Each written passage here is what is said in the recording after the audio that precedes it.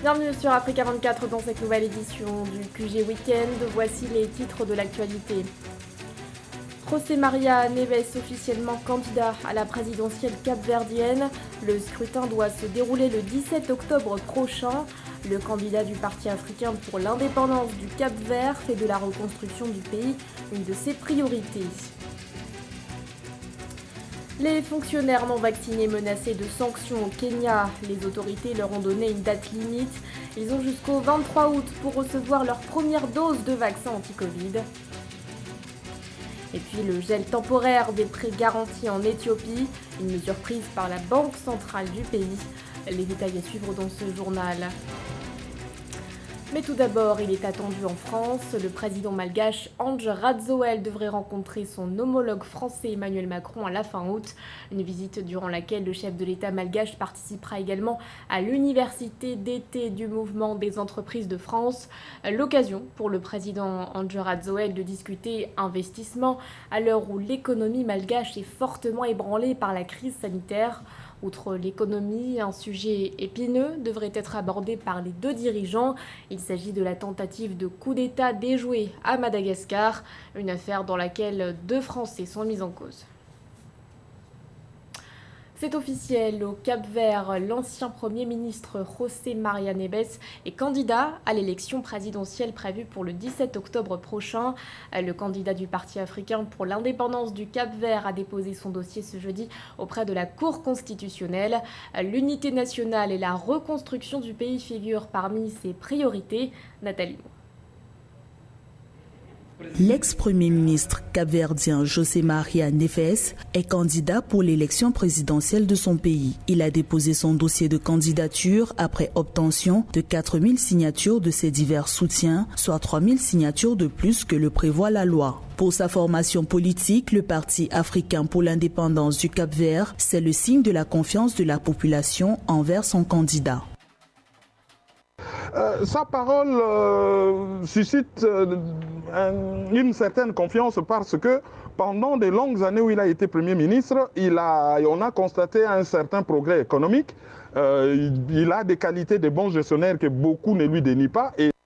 En présentant officiellement sa candidature, José Maria Neves a promis, s'il était élu chef de l'État, d'unir la nation et de faire de la reconstruction du Cap-Vert une priorité dans la période post-Covid. Les Cap-Verdiens, eux, attendent que le candidat à la présidentielle s'intéresse à 2 secteurs en crise majeure, la justice et les transports.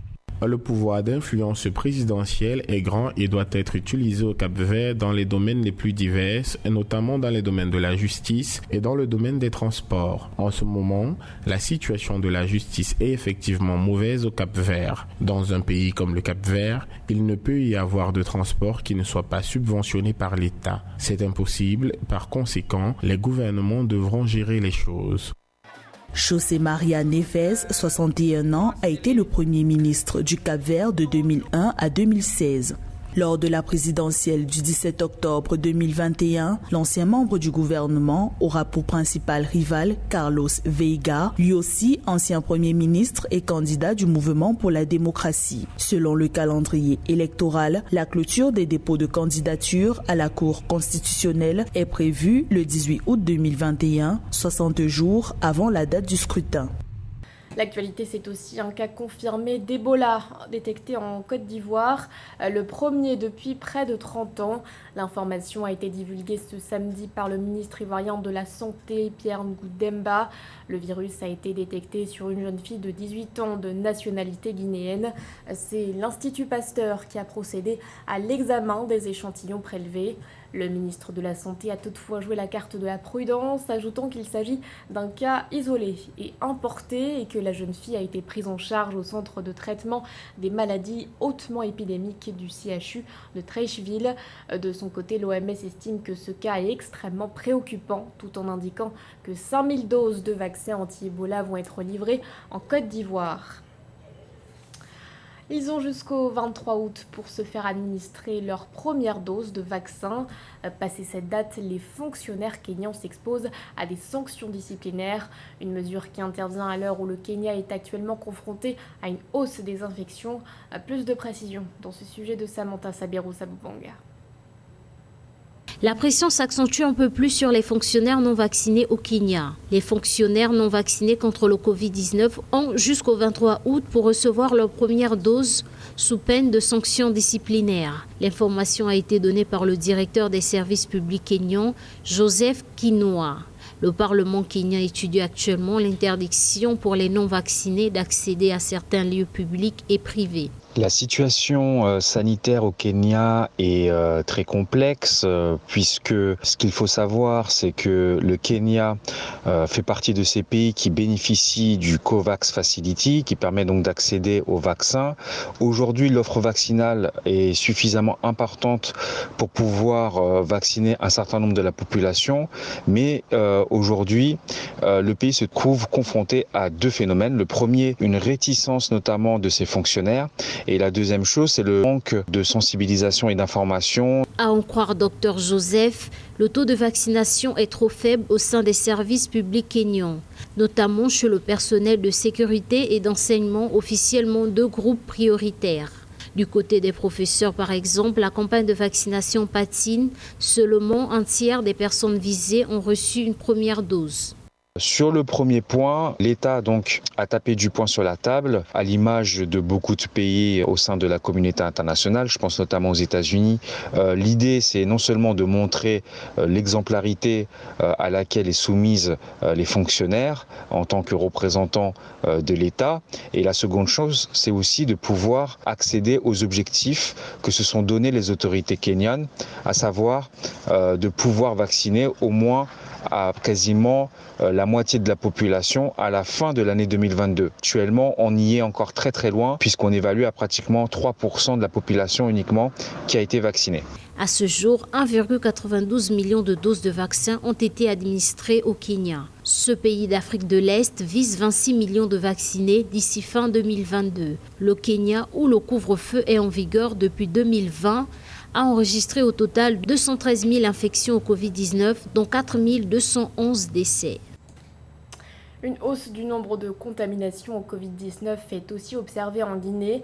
Les autorités qui redoutent le variant Delta ont décidé lors d'un conseil des ministres organisé le 10 août de durcir les mesures restrictives. Parmi elles, le renforcement des contrôles aux frontières notamment, mais aussi le pass sanitaire obligatoire pour les fonctionnaires, sans quoi ils ne pourront plus accéder à leur lieu de travail. Marie-Raphaël Antolouf.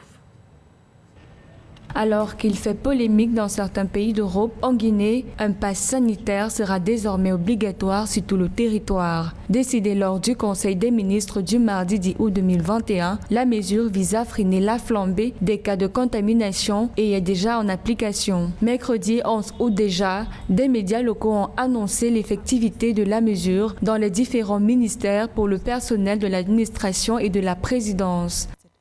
L'existence de plusieurs variants de Covid-19 dans le pays est très importante pour essayer d'avoir des mesures de prévention.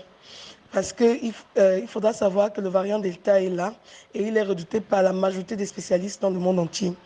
Exactement, actuellement, nous avons constaté que la Guinée ne respecte aucune mesure prise pour lutter contre la Covid-19. Par exemple, il n'y a pas de port de masque, la population ne porte pas le masque, il n'y a pas la distanciation sociale. Et en plus, cette population évite de se faire vacciner. Suite à la négligence observée au sein de la population en ce qui est du respect des mesures barrières, les autorités guinéennes ont jugé idoine de durcir le temps, soutiennent des experts. La présence de plusieurs variants du virus a été signalée sur le territoire par les autorités sanitaires. Le variant Delta reste cependant le plus redouté par les médecins et spécialistes. Sur le plan épidémiologique, pour pouvoir évaluer les efforts qu'ont émis un gouvernement et surtout celui des autorités de Conakry, il faudra savoir que nous allons nous baser sur plusieurs indicateurs. Dans les premiers temps, le premier indicateur sera la diminution du taux de contamination. Si on se rend compte qu'il y a moins de personnes qui se font contaminer de la Covid-19, on pourra dire qu'effectivement, les mesures mises sur le terrain pour pouvoir limiter la contamination à Covid-19 a bien marché. Nous avons un deuxième indicateur qui est la diminution des décès, parce qu'actuellement, on s'est rendu compte que les décès dans les hôpitaux ont dépassé la barre de plusieurs dizaines par jour à cause des nouveaux variants. Et c'est très dangereux pour un pays, surtout la Guinée, que vous savez, qui n'a pas une population vraiment élevée.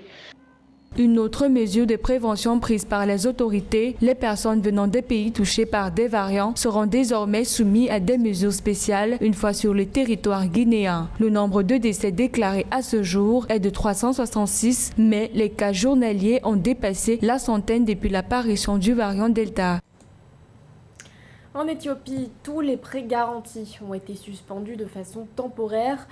C'est la directive émise par la Banque centrale du pays. Comment expliquer cette mesure? Le ministre des Finances, Eyob Tekaling, a notamment évoqué dans une interview un sabotage économique dont le pays serait victime. Nathalie Mo. La Banque nationale d'Éthiopie a ordonné aux banques commerciales de suspendre temporairement tous les prêts garantis. Une mesure inattendue qui comprend le décaissement des prêts qui ont déjà été approuvés. Désormais, il sera plus difficile pour les Éthiopiens d'accéder à ces services bancaires, selon des experts. Je pense que la Banque nationale décide de réduire ses garanties afin de permettre aux banques commerciales de pouvoir accéder au crédit. Je pense que ça va juste permettre non seulement de relancer les crédits et puis relancer la croissance économique. L'Éthiopie est victime d'un sabotage économique volontaire, selon les autorités et les services de sécurité de ce pays de la Corne de l'Afrique. Lorsque vous voyez qu'un sabotage économique a lieu à dessein, vous prenez immédiatement des mesures car cela déstabilise l'économie, a expliqué le ministre des Finances, Eyob Tekaling. Cependant, le gouvernement n'a pas donné d'indication sur la nature précise de ce sabotage. L'économie du pays est sabotée et donc d'une certaine manière je pense que c'est légitime d'une certaine manière de justifier cette mesure de garantie. Je pense que l'effet que ça va permettre d'augmenter les crédits, l'investissement et la consommation. Les banques commerciales privées d'Éthiopie ont déboursé des prêts pour un total de 121,2 milliards de birr au cours de l'exercice 2019-2020, tout en collectant 93 milliards de birr en remboursement au cours de la même période. Notons que comparé à d'autres pays d'Afrique subsaharienne, l'accès aux services bancaires demeure faible en Éthiopie. 7500 agences bancaires sont actives dans le pays pour une population de plus de 100 millions de personnes. Au Rwanda, le secteur postal a su tirer parti des transformations induites par le numérique, diversification de ses services, création de nouveaux emplois. La poste rwandaise ne cesse de se réinventer. Du côté de la clientèle, comment ces transformations sont-elles perçues? Quelles améliorations sont à entreprendre? Élément de réponse avec notre correspondant Fraterne Dakai Sengar. Nogay Gakoni est une jeune femme très occupée. Elle dirige les opérations de l'une des startups les plus prometteuses au Rwanda, Kasha. Sa société est aussi connue comme un magasin ambulant proposant une gamme de produits de santé et de soins personnels tels que des crèmes pour le visage, des serviettes hygiéniques ou encore des contraceptifs. Les livraisons se font dans tout le pays grâce au service de la Poste nationale du Rwanda. Iposita twatangiye gukorana nayo nabyita ko pandemic corona itangira. Nous avons commencé à travailler avec la Poste quand la pandémie de coronavirus a explosé et depuis, nous sommes très satisfaits. Ce que j'aime, c'est que la communication est fluide chez eux, la sécurité garantie et ils sont fiables et pas chers. Ils transportent nos marchandises depuis les fabricants jusqu'à nos stocks à Kigali et font les distributions des commandes dans tous les districts du pays. Kuba bafata ibikoresho cyangwa amakomande y'abakiriya dufite babivanye kuri warehouse yacu bakabigeza ku ba agent bari mu ntara. Billy Kalimba, lui, fait dans l'exportation des produits culturels. Cela fait plus de 10 ans que sa société fait appel au service d'expédition des colis à l'étranger offert par l'Office national de la Poste. Selon lui, tout est bon, surtout grâce à l'usage des nouvelles technologies. Néanmoins, il propose à la Poste de revoir le temps utilisé pour la livraison des colis.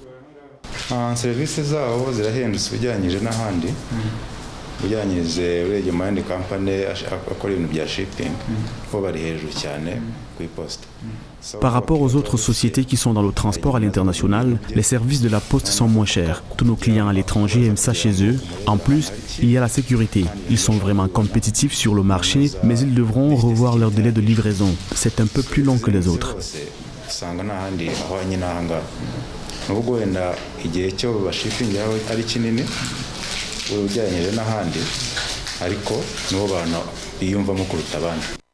Créé en 1922, l'Office national de la Poste est l'une des plus anciennes institutions publiques au Rwanda, entre